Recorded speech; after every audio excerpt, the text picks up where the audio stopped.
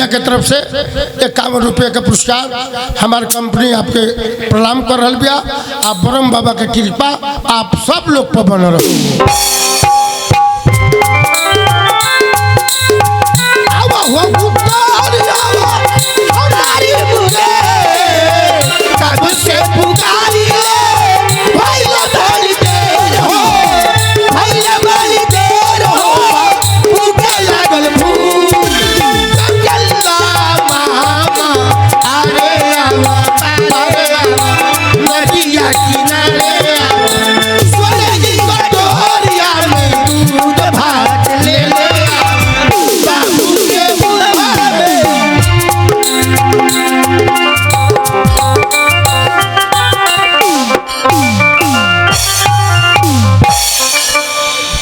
बताऊं, उस बेचारी के सामने ही कह रहा है मुझे मर जाना कबूल है, लेकिन तुम्हें माँ कहना कबूल नहीं है मुझे।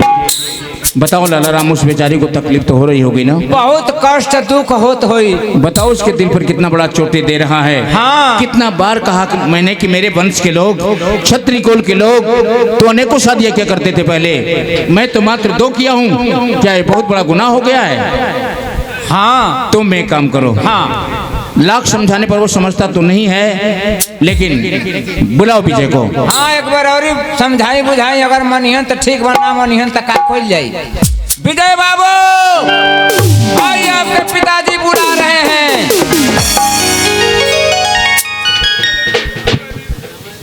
कहिए पिताजी, क्या बात है? देखो बेटा, हम क्षत्रिय 2 चीज से पहचाने जाते हैं, पहला जुबान और दूसरा तलवार। वैश्य विद्या धन में तो तुम परिपूर्ण हो, लेकिन शस्त्र विद्या में बिल्कुल अज्ञान हो। मैं ये चाहता हूँ कि तुम शस्त्र विद्या भी तैयार कर लो। देखो बेटा, ए लाला राम, तुम मेरे बेटे को क्रीड़ा स्थल पर ले जाओ और इसे तीर चलाना, तलवार चलाना, घोड़ सवारी करना, सब कुछ सिखलाकर इसे मेरे सामने लाना। और बेटा, पहली बात तो यह है कि मेरे कुल का ये उसूल है, हम क्षत्रिय जिस चीज को पसंद कर लेते हैं उसे पैसे या पुरुषार्थ से हासिल करके ही छोड़ते हैं। ठीक है? ठीक है पिताजी। लाला राम, तुम ले जाओ क्रीड़ा स्थल पर मेरे बेटे को, ये सब कुछ सिखलाकर फिर मेरे सामने लाना। सब कुछ सिखा पढ़ा के यहाँ का फिर अभिमन्यु बना दे। शाबाश लाला राम, शाबाश, तुमसे यही उम्मीद भी है। तो अभी इसी वक्त देर मत करो, ले जाओ क्रीड़ा स्थल पर। बाबू हाँ लाला राम, ये बताओ, तलवार चलाओ के सीखबो कि बंदूक चलाओ के सीखबो कि भाला चलाओ के सीखबो कि तोप चलाओ के सीखबो कि घोड़सवारी सीखबो कि हाथी हाँके के सीखबो, का सिखाएंगे? देखो लाला राम, आज मेरा मूड नहीं है। हाँ, आज मुझे तुम कहीं ऐसी जगह पे ले चलो जहाँ पे मेरा दिल बहल जाए। तुम तो जानते हो लाला राम, हाँ बाबू, मैं अपनी माँ को कितना प्यार करता था। हाँ, और पिताजी ने मेरी माँ को इस हवेली से धक्का दे के बाहर कर दिए, लेकिन मेरा भी नाम ठाकुर विजय प्रताप सिंह है। अपनी माँ का बदला मैंने नहीं लिया तो मेरा नाम भी ठाकुर विजय प्रताप सिंह नहीं। बाबू राउर जब दिल नहीं खेल लागो तो चली सोना गाछी में चंपाबाई के कोठा पर, वही जरा दिल लागी। सोना गाछी? हाँ, सबाब कबाब सब कुछ मिलता है। ये बात हाँ, है तो देर किस बात की लाला राम? हाँ, चलो चले अभी चलो।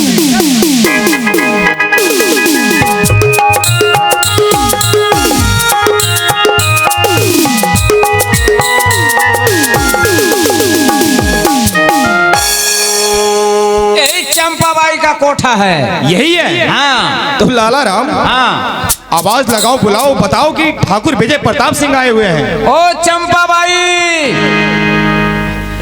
ओ चंपाबाई केहुली, आलू छीलो तालो आलू, ओ चंपाबाई केहुली। आलू छिनाइल बा उहे छीलो। धुन के पता नहीं खे बबुलवा कहाँ रहल हाँ कहाँ रहा लड़कन में तनी कबड्डी खेलते दे बनाते बिना दंगल लड़क रही।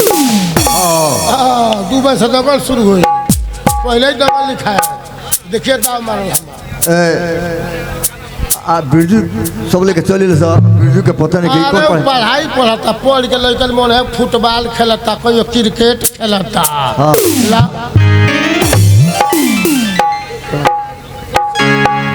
कहो यही बार छुट्टी भइल हो? ओहो छुट्टी तो बहुत पहले हो गई, रास्ते में यार से भेटा गए हैं सन नाना जी ओकनी के साथ लगनी है खेले। ठीक भाई काम करो, जाके अपना माई से खाना मांग लियो और कब खाने का समय से स्कूल चल जाला आ छुट्टी की तो द्वार पे लग जट बा। अरे बाबू चल तन कुदारी कहाँ बारी? उपाट के ढले बने घरिया में। उपाट के? हाँ तू जब काम धंधा का समय आई तो उपाट के धरी तार ओइसन रहल बा, कहत न बीच में पुरनी आ गेल कुदारी मन चलाओ औरी गल जाइबो, तो तू बांधते नहीं कहीं यही उपाट। चल तन खेत में जा नाना जी रुकी दे। अबे कार लगे चिल्ला ए मामा कार कर तो मर जाइए, सुकोइयो ना पहिया। मामा कहिए तू होशियार को अब ते हमरा सिखाओ तरी।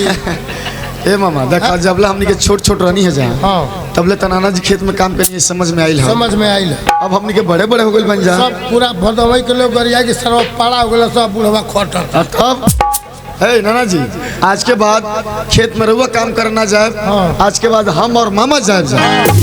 अब तू जा आवत है तो कुदारी ठोक देता नहीं हम। सुनो तू सपोर्टर बनल बड़ा इनके। अच्छा अब खेती में पहुंच जेते कर पढ़ाई पूरा हो पाई? पढ़ाई पढ़ लिख के राजा भइल बा। हमनी के ऊ पढ़ाई पढ़ब जा जवार में केहू न पढ़ ले। आज जता परियो धरे के ढंग ना आई। वही से तो हम हर नहीं चलाई, जब हर चलाइले फार लगा के चाहे बोला के तो फार हमरे लग जाला, वही सब हर चलाल। अच्छा ठीक बा जिद करता तो काम करो, कहिया कर बोलोगे ले जाके तनी बहुत ज्यादा मकई के जियान होता। हाँ हाँ हाँ ऐसा सियाई पर ले। हाँ तनी घुमा लियो बाबू के खेत। बाबू चलो अरे वो जाए दवा खा के काम करी। चलो तारा के सियाही घुमा दी। पहले हमनी कौन खेत देखे चल जाए मामा? चलो सियाही पर चल। सियाही पर ठीक बा चल चल। आज हम आ गई भैया कौन दुनिया में। ये गीतिया गावे को तो नहीं गाव। आज हम आ गई भैया कौन दुनिया में। सब हरियाली सब हरियाली सब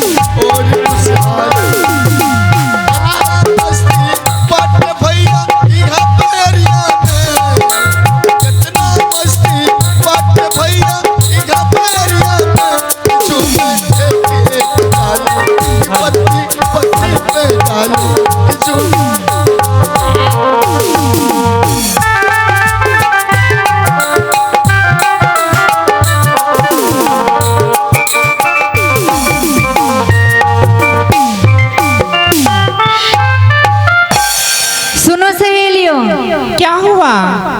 मैं घर पे बैठे बैठे ना बोर हो रही थी। हाँ। चलो कहीं घूमने चलते हैं। कहाँ? चलो अपना बाग बगीचा शेयर करके आते हैं। बाग बगीचे में? हाँ ठीक है चलो। ठीक है चलो। ऐसे नहीं कुछ गाते बजाते चलते हैं। ठीक है हेलो।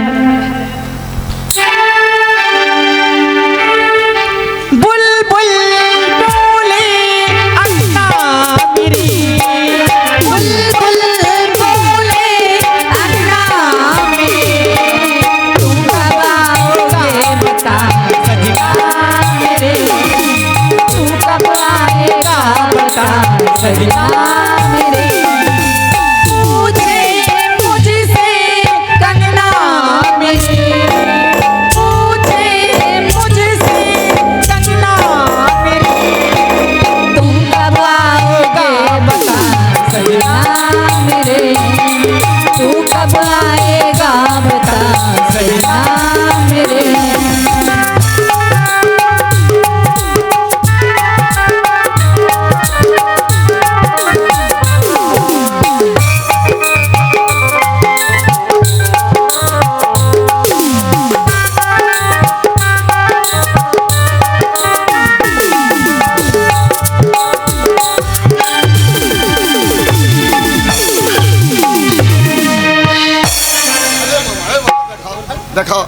केहू कोनो गलती कर पहले पूछल जाला। अबे कुत्ते कमीने, हम लोगों ने तुम्हारा क्या बिगाड़ा है जो ऐसे आके मारने लगे? अरे चलो बाप कहाँ, तेरे का बाप खेत पूरा ढंगा न जाता नहीं सो।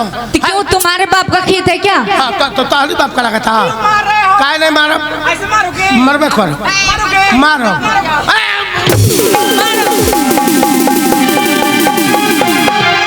बाबा झगड़ा मत करो, झगड़ा करना अच्छा बात ना है।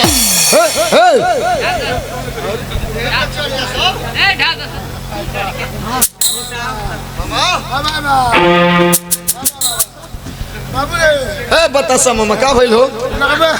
देखबे हमार दातवा लागल बा। बात लागे रही तो बोलता हूँ। अरे बाबू बाबू रे तू तो वैसा ना बड़ी जैसा नहीं बड़ी सा।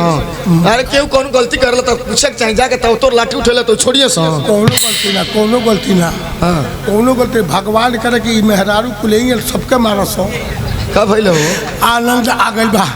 हमारा बेटा हरिद्वार में बनी हम। अच्छा अरे बुझाता मजन बाकी काशी जी में बाचे छुअता नहीं।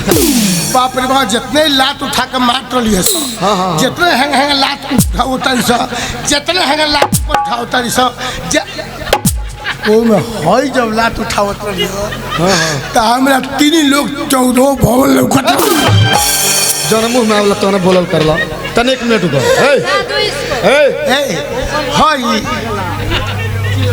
हई ई जब लात उठाते थे मारती है। खबरदार कुछ बोलना नहीं। जब हम लात चलाती है एक मशीन खड़ा गई। एकर मशीन हमार लोड नहीं रोकी, ये खत्म। 1 मिनट रुको मामा। केकरा से पूछ के ये खेतवा में ढुकल बड़ी बताओ हम लोग का गलती क्या है? तुम ऐसे तो तुम्हारे बाप का है क्या? हमने के बाप कहना है तो हलो के बाप कहा का? एक बात सुन लो। सुनो, जितना उंगली नीचे करके बात करो नहीं तो उंगली पकड़ के तोड़ दूंगी। अरे चल हमरा बुझाता हमली से बिगड़लू बाड़ी से। चल क्या गलती की है हम लोग? बताओ। एक बात सुन लो, जितना नुकसान भइल बना पाई चुकता करके जाए पड़िए। एकदम आज तो लोग गादा भाई के पड़ी। आज तो ना दबाई का पड़ी। हाँ आज तो लोग के डांट दबाई के पड़ी। हाँ तू सुन है ना, तोहरों का बक्सा नहीं आज तोहरों जनबा की डांट दबाई के पड़ी। हाँ मामा सही कहता है। ओ ये खेत आप लोगों का है? तो मुझे क्या पता था। हम लोग तो मेर पकड़ के जा रहे थे और अचानक से पैर फिसल गया और मैं गिर गई। तू गिर गई है, गोड़ियों गिर गई है, हइयो गिर गई है। एगो तू गिर गई, डाल पताल पैर फिसल गया गिर गई है। इतना मोटा मेढ़ा था और काट काट के पूरा पतला कर दिए।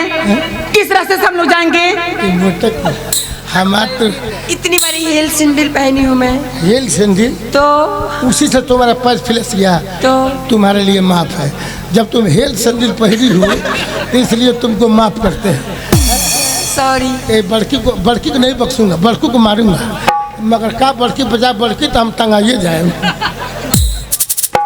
मामा देखा जाए तो पहला गलती केहू को माफ कर जाला।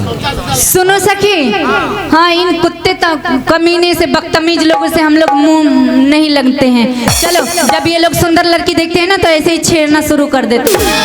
सुने लाइन मार रहे हो? अरे सुने मत बुझे एने जुड़ला शकल से लग रहा है। कितना जुड़ता है तुम लोग? चल के तेरी पिछवाड़े के माटी फाड़ के बिक दे। सुनो सखी, चलो हम लोग चलते हैं, बेफालतू में टाइम बर्बाद हो गया। जाए से पहले की बात सुन लो। पहला गलती है कि माफ करते जाता लोग, ठीक बा? आज के बाद अगर आइंदा हमनी के खेत में ना अगर केहू के खेत में लोग गइल लो तो हमनी से बुरा केहू होई ना, हम कह देता नहीं। ठीक बा? ठीक बा चलो। ठीक है जा रहे हैं। सुनो सखी चलो, इन बदतमीज लोगों से मुंह नहीं लगते हैं। चल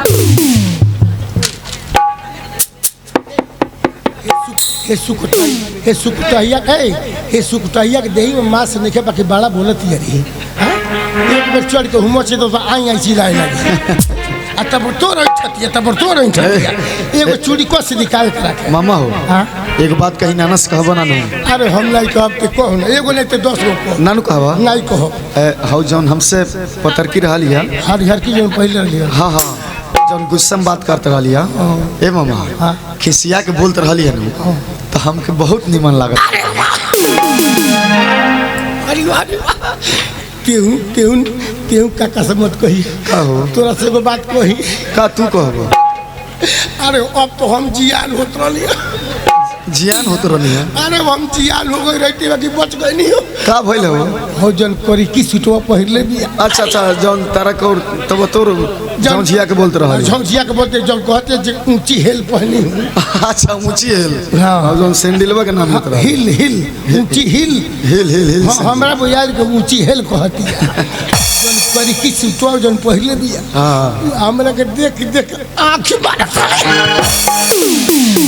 वो जे जियान होत रही हो हाँ खड़े खड़े हम नुकसान होत रही हो ए मामा अब हमनी के रोज खेत में घूमे रोज आओ जइयो ठीक बा तोहरो सेटिंग हो जाए हमरो सेटिंग हो जाए दोनों जना के जिंदगी संवर जाए ठीक ना आ दोनों जन यही सीआई के खा ले जब कटराइन डाल के न रह जाए चल ठीक बा अच्छा एक बात पर ध्यान नहीं खिंचा इतना नुकसान पहुंचा के चल गेली सा आ घर चलतन जा अगर नाना जी पूछबे कैसे नुकसान भइले त का बतावल जाई का बतावल जाई ई नुकसान कहे के बा ई कोई दे ले जैसे जितना जोगी बाबा के साढ़ बात हो सब हनु चरत रहत सब खेतों में घूमत हमनी को दोस्त ई आइडिया ठीक रहे कोई दे ले के चरल हलो साथ दे केहू का मामा मिले त हमरे मामा ने दिल बुन से जा मिला तो मुझे सोचना पड़ा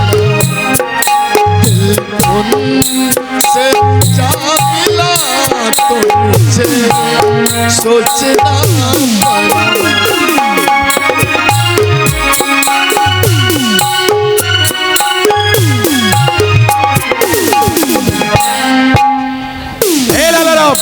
विजय बाबू अरे यार चलते चलते पैर दुख गए अरे यही राउर फुलवारी हो नहीं किस्म किस्म का फूल फूलाइल बा यही फुलवारी है हाँ। अरे लाला राम वो सब तो ठीक है चिड़िया कहाँ है अरे चिड़ैयन के आओ अब टाइम होता चली पेड़ के यार लुका ठीक कह रहे हो आओ आओ जल्दी आओ जल्दी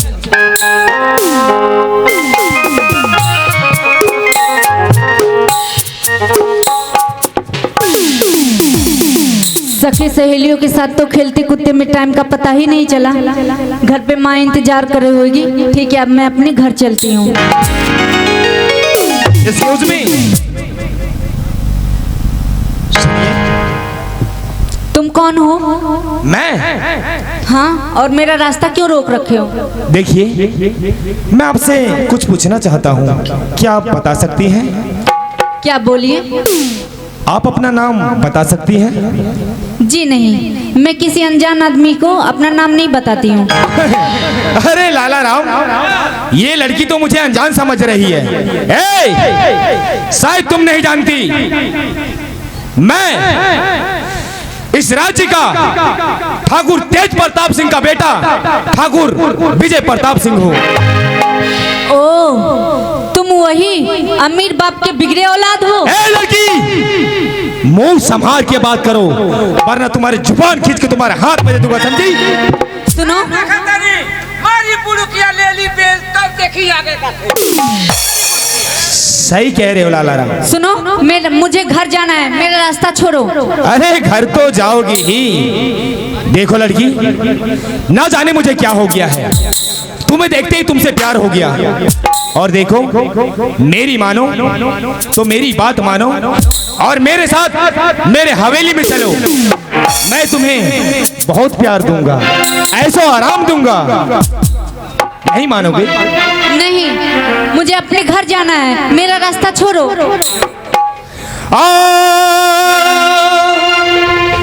लग जा गले दिलरुबा, लग जा गले दिलरुबा, तो गुलाब की कली कहाँ रूठ के चली, तेरे कदमों में दिल है मेरा।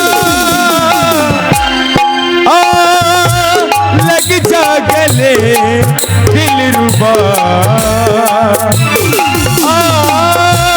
लग जा गले दिल रुबा तू गुलाब की गली बहरूद के चली तेरे कदमों में दिल है मेरा लग जा गले दिल रुबा अरे आजा मेरी जान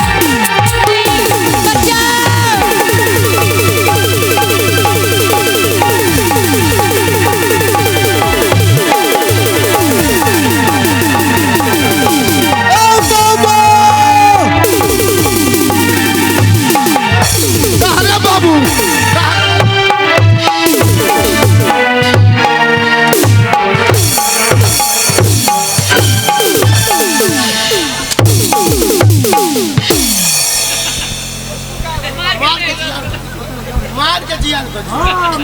मार के जियान कर पहले कहने बतौले पहले ही बताओ तू मामा हुआ कैसा ही होगा का भाई का भइल हो तब वो तोर लाठी खींचत रह केकरा लाठी खींचत रह के रहले अब 10-20 लाठी मार के जियान के दल हमके दू तोरी हरियर तो पहले बड़े हरियर ऊ पहले हम कर ओकरे पे गिरता ई सब तोरी पे गिरल है खिंचिया जल काख मुना जलता है ई का केंगा भइल रे का भइल हो हम झूठा तरह के बोला देनी है कब बोलहु ना रहती जंत्र का भइल मामा जोन भागल हनु एगो लड़की के साथ जबरदस्ती करत रह जियान ना हम तरह बोलौनी सार का मार के जियान कर दे का जियान कर दे बाबू दुकान चल गइला जियान क हमरा के फेंक देला एगो लड़की के छेड़त रह केने के जान अपराध भाई बड़ा हां 15 सेकंड तक देबे तब तोरा पर जौन बाकी मुकदमा लड़ा जाई ए मामा उ तो भाग गइल हो हां लेकिन ई कहां गइल हो जौन के बचौनी है तो हां नहीं कहि रहली है केने कहो कैसा हाल चल बा एहने रे ई तो उहे बुझाती रे जो अंग्रेजिया छाटत हुए खेतवा में उहे तो हो उहे हो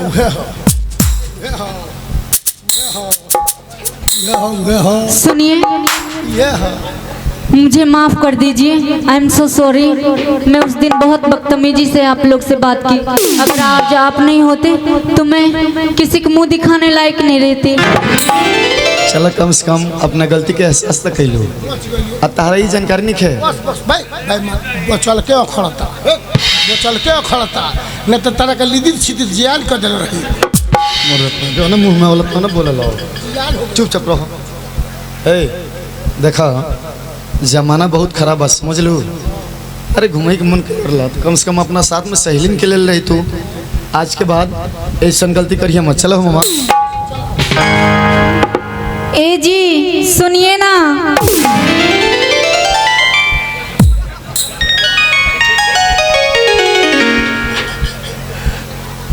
क्या हो तुमको नहीं मैं उनको बुला रही हूँ तुम जाओ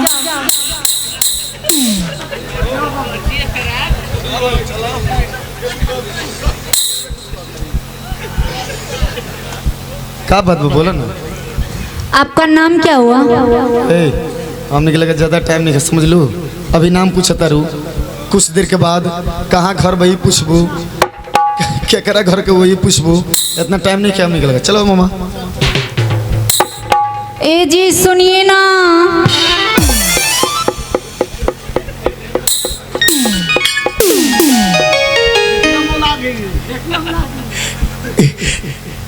कहिए ना ये कुत्ते की तरह मुंह उठा के तुम क्यों बार बार चले आते हो